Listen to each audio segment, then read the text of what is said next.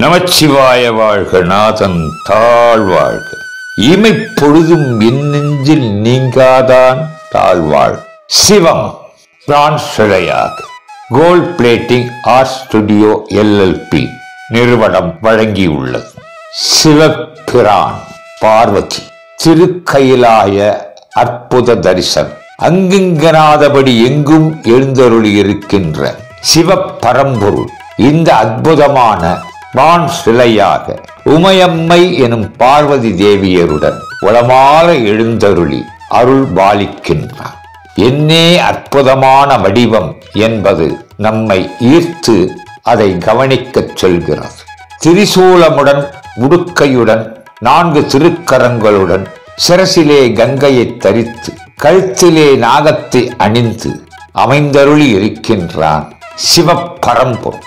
அப்பரம்பொருளின் இடது திருமடியிலே உமா மகேஸ்வரி எனும் பார்வதி தேவியாரும் எழுந்தருளி இருக்கின்றார். சிவபெருமானின் திருவுருவங்கள் 3 வகை. அருவம், உருவம், அருவுருவம். அருவம் என்பது உள்நோக்குவது, உருவம் என்பது வெளிப்படுவது, இரண்டும் இணைந்தது அருவுருவம். உணர்வுக்கு ஒப்பாக ஒப்பற்ற நாயகனாக உருவமாக சிவபிரானும் பார்வதி தேவியும் எழுந்தருளி இருக்கின்ற தெய்வ தம்பதியர்கள். எதிரிகளை சாய்ப்பவன் சிவபிரான், அதனால் வலது திருக்கரத்திலே சூலம். எதிர்மறை வினைகளை அகற்றும் ஒளி பொருந்தியவன் திருக்கரத்தில் உடுக்கை. வலது திருக்கரத்திலே சக்தி சிவம் இணைந்த ஓர் இகபர சுக வடிவம். சக்தி வேறு, சிவன் வேறு அல்ல, இரண்டும் ஒன்றே.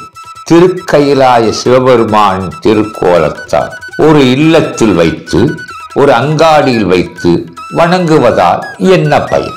அந்த இல்லத்தில் இருக்கும் அந்த தம்பதிகளின் ஒற்றுமை ஓங்காரமாக ஓங்கி நிற்கும்.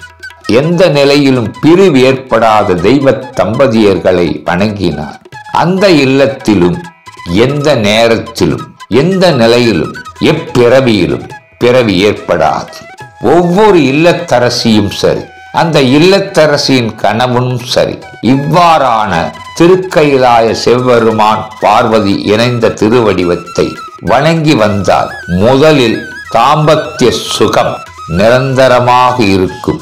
அந்த இல்லத்தின் சூழ்நிலை சுகமாக அமையும். காரணம், சிவபரம்பொருள் எதையும் கொடுப்பவர், இல்லை என்று சொல்லாதவர், எந்த நேரத்திலும் எழுந்தருளி இருப்பவர்.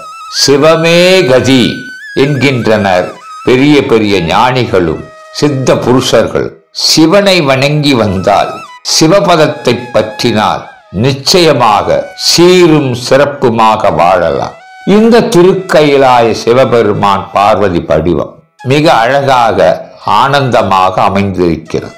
இதனையே சற்று விஸ்வரூப வடிவத்தில் காண வேண்டும் எனில் அதனை அமைத்து தரவும் காத்திருக்கிறது கோல்ட் பிளேட்டிங் ஆர்ட் ஸ்டுடியோ. தெய்வ தம்பதியர்களின் திருப்பாதங்களை வணங்கி திருவருள் பெற்றிட இந்த பிரான்ஸ் சிலை கைலாய பெருமான், கருணைமிகு பெருமான், கண்ணுதலான் என்று போற்றப்படுகின்ற பரம்பொருளின் பதங்களை பணிந்து பேரருளை பெற்று உய்வோமாக. திருக்கயிலாய பெருமானை வணங்குவதற்குரிய அற்புதமான நேரம் காலை மாலை. அதிலும் மிக குறிப்பாக சந்தியா காலம் எனும் பிரதோஷ காலம்.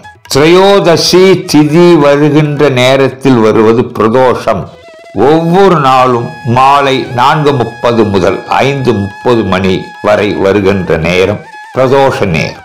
அந்த பிரதோஷ நேரத்திலே நந்தியம் பெருமானுடன் அமைந்திருக்கின்ற இந்த அற்புதமான பார்வதி உடனுரை சிவபெருமானை உளமாற வணங்கி வர வேண்டும். பிரதோஷ காலத்தில் சிவபெருமான் நந்தியம் பெருமானுக்கு திருக்காட்சி பொழிந்தருளிய நிலை போல மக்களுக்கும் அந்த நிலை ஏற்படும். சிவபெருமானுக்கு உரியது பல மலர்களே ஆயினும் வில்வம் மிக மிக உரியதாகும். அந்த வில்வ இலைகளால் அர்ச்சனை செய்ய வேண்டும். சிவபெருமானின் கருணையை பெறுவதற்காக காலை வேளை சுபீட்ச நேரம், மாலை வேளை சுகமான நேரம். அந்த நேரத்திலே வீட்டில் இருப்பவர்களும், அதாவது தாய் தந்தையர் பிள்ளைகள் அனைவரும் ஒன்று கூடி மாணிக்க வாசகர் அருளிய திருவாசகத்தை பாராயணம் செய்தால் பலன்கள் பலவற்றை பெறலாம். முகவரி, வெப்சைட், தொடர்பு எண்கள் மற்றும் வேண்டிய தகவல்கள் யாவும் டிஸ்கிரிப்ஷனில் கொடுக்கப்பட்டுள்ளன. உங்கள் வாழ்வில் எல்லா வளமும் நிரம்ப வேண்டும் என்ற பிரார்த்தனைகளோடு இல்லந்தோறும் இறை அனுக்கிரகம் இருக்கும்படி அற்புத விக்கிரகங்கள் வழங்கி வாடிக்கையாளர்கள், பார்வையாளர்கள் வாழ்வின் ஆன்மீக பாதையில் பங்கேற்பதில் பெருமிதப்படுகிறது gold plating art studio LLP.